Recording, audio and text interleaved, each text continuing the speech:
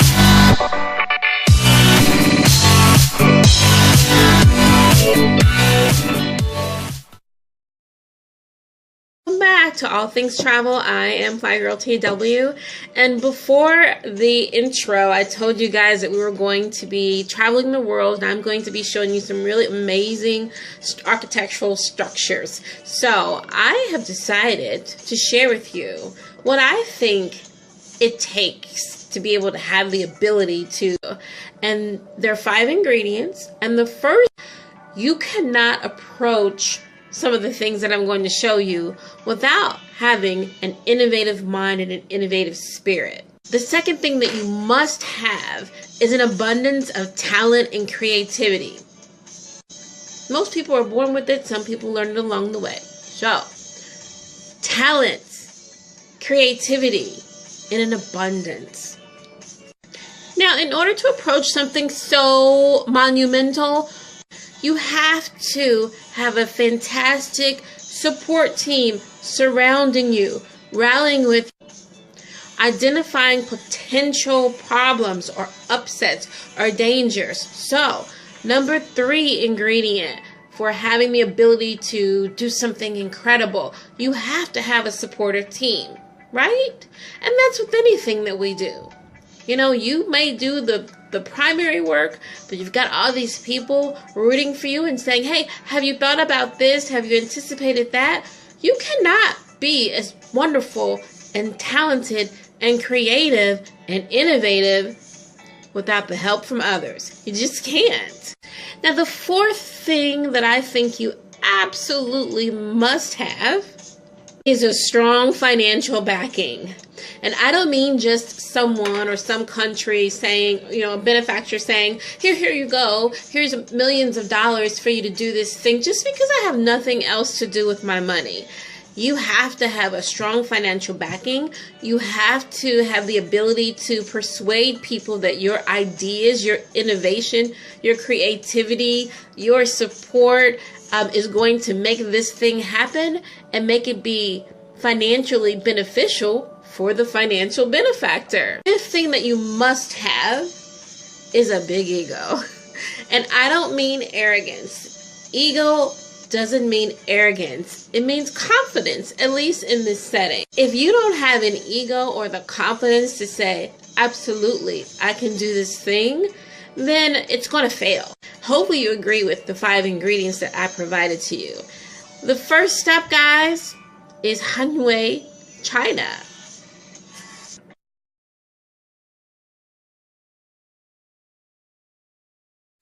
Check out the piano house of Hanwei. And I want to give you a little bit of background on it.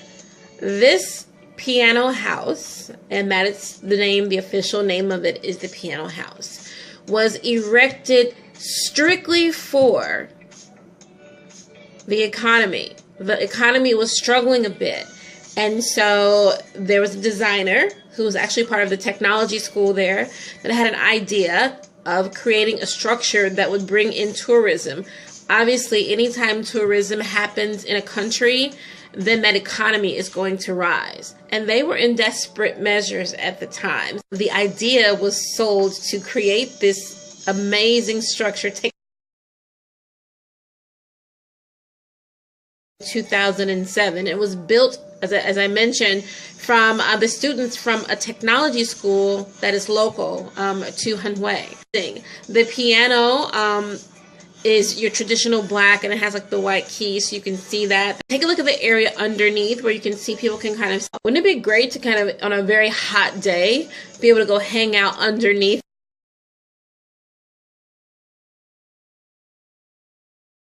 and just kind of take in your surroundings. I bet that's a really cool place to have your lunch, and I wonder if they utilize it for that. So when you're looking at the violin, what you should be able to see is that it is, the people in the elevator can see out, so therefore if we were walking in or going to visit, we'd be able to see the people going up and down.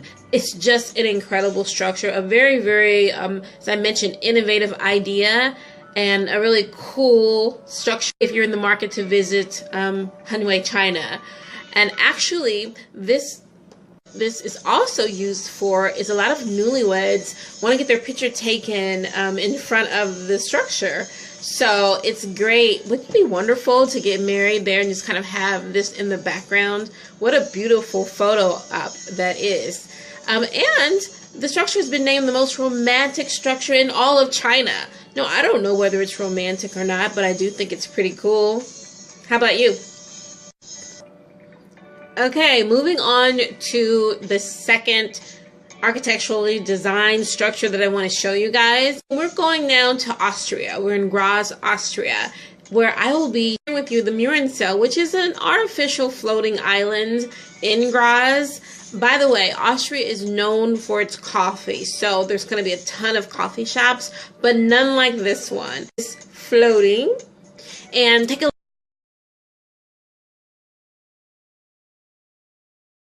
But it's made completely of steel. It connects the city and the river together and has a really cool vibe and atmosphere, and it's one of the most popular tourist spots and structures for tourists and locals to visit.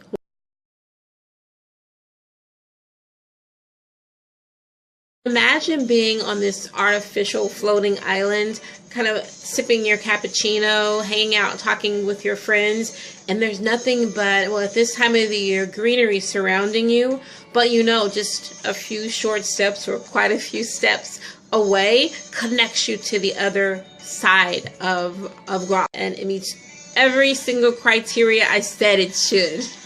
Okay, our third structure that I want to share with you is the Cricket House of Sopot, Poland. No.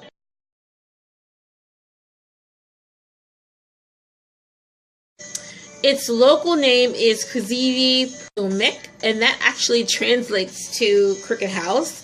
And it was just built in 2004. It is 43,000 square feet. Some of it is part of one of the popular malls there. But look at this amazing piece of architecture. It's huge. It's 40. When you think of a mall, typically malls are more than just shopping. In this particular one, there are businesses that are running there, and the businesses that are run out of the Crooked House are the typical ones you would see: attorneys' offices, insurance, different things like that. But can you imagine what the rental fee would be on a monthly? I can't, because you know that your clients are going to want to come to this structure for one reason or another.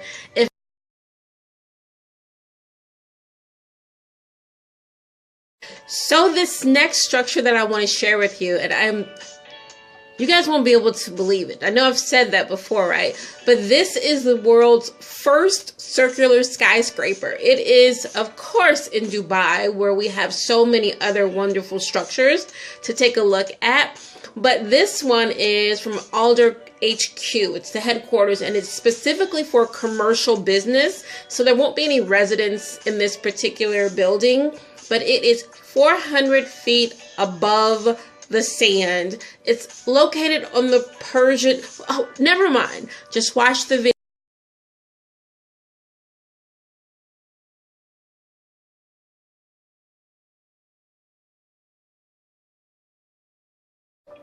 What do you think? This is incredible. And all the ones that I've showed you so far, I think this was the fourth, it should be marveled and compared to other great architectural buildings across the world. The creativity, all the innovation was in his head, and he had to convince someone or some people that he could do this, that this was actually something that could be done and be marvelous. I love it. I hope you did too. So it took us forever to get to Dubai. So I've decided we're going to hang out for a bit. I want to share with you the Crescent Moon Tower.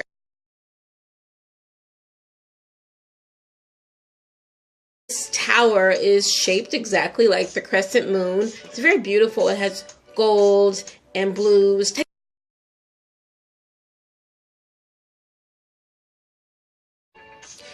I can tell you that it's still under construction. Construction started in 2009, and it is not seem like a really long time. We want to think about the structure, guys, and where it's located, and the importance of ensuring that it's not just something that you throw up there, but something that withstands weather and years and use. So yes, it seems like a really long time, but we're almost at 2017. And if you're thinking about going to Dubai, this is a place that you surely want to check out. It will have commercial space in there, but it also is primarily going to be having some residential space in there. Very high-end, but it is a place that's going to be packed with restaurants and shopping. Grab a meal, do some shopping. It'll be a really wonderful day for you to be able to kind of take in this incredible site. I have some good news and some bad news.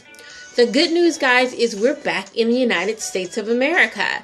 And I came back because we obviously must have some fantastic structures in the USA for me to show and share with you, right?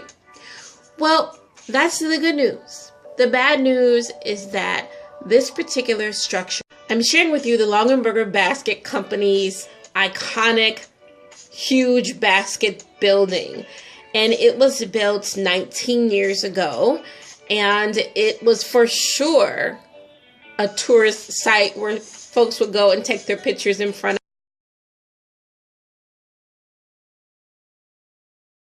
because, well, you just look at it. It's a big old basket, right? But when you think about the creativity and innovation that had to go into it, it had to be grand. And unfortunately, it's closing. The last of the employees stopped working there in July. And the reason why it's closing, it's up for sale actually, is because Longaberger owed millions of dollars in back taxes. A bit of other sad news to report. You can only imagine what potential buyers are thinking. And actually, real estate agents, commercial real estate agents who need to sell it. Like, what do you do with a 7-foot basket building?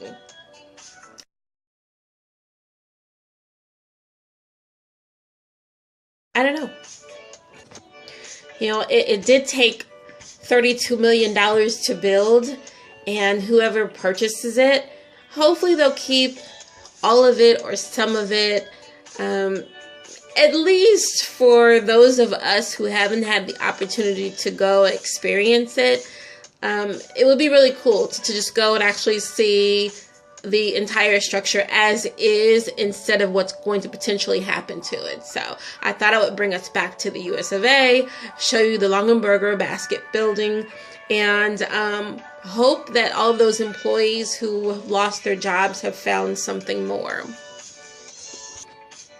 So guys, this is the last one that I'm going to show you, and we are still in the United States of America.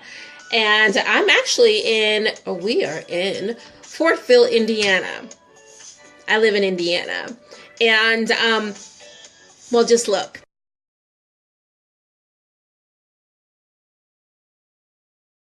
It's a pink elephant with black glasses drinking a martini. I don't get it at all. However, I do now realize that me and elephants have something in common. We both like martinis. And we both have the same fashion sense. I have these same glasses. Why someone would build a pink elephant with glasses and a martini, drinking out of a martini glass, I have no idea. But I thought it only fair to share with you something that we create in the United States. Go out on a limb, and I'm okay if you want to send me emails, travelanywherebuthere@gmail.com, and tell me I'm being biased. It's okay. But when you take a look at the structures that I showed you across the world versus the last two that I've showed you, I think there's a huge difference in comparison of the level of creativity and innovation that we're exhibiting. We're better than this, America. Where are the architects? Where are the folks who are innovative and creative? I want to talk to you. Tell me what you think about the Longaberger basket and the pink elephant. Because now I need a martini. So that's what I'm going to do. I'm just kidding. I'm not going to get a martini, although it sounds really good. But I just want someone to help explain to me what the heck. In the meantime, I'm going to sign off. I hope you enjoyed this little adventure around the world with me showing you some really cool architectural structure and design. If you have things that you've seen in your travels across the globe, email those to me, guys. I would love to see them. I would love to put them on the website. And I hope you enjoyed this episode of All Things Travel. I will see you soon. Take care.